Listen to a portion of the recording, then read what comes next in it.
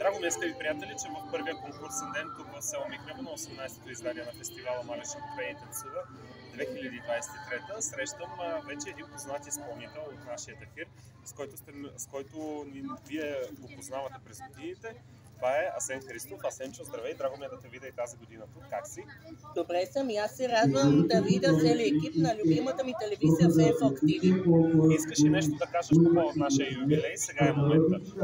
Пожелавам на годишната на Фенфок ТВ да сте живи, здрави, хубави предания да правите и хубави песни да правите, защото да съхраниме българщината и винаги вашето, как да кажа, слоган се казва българското сега за българското сега извиники. Коя е песента, която представи? Моли се на Бога севте. Ние я познаваме от ефира на Фенфок ТВ в изпълнение на Радостина Паньова. Харесваш ли като изпълнител? Да, харесвам я. Добре. Кои други изпълнители харесваш от нашия ефир?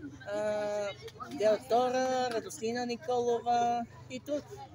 Добре. Какво си пожелаваш от тук нататък?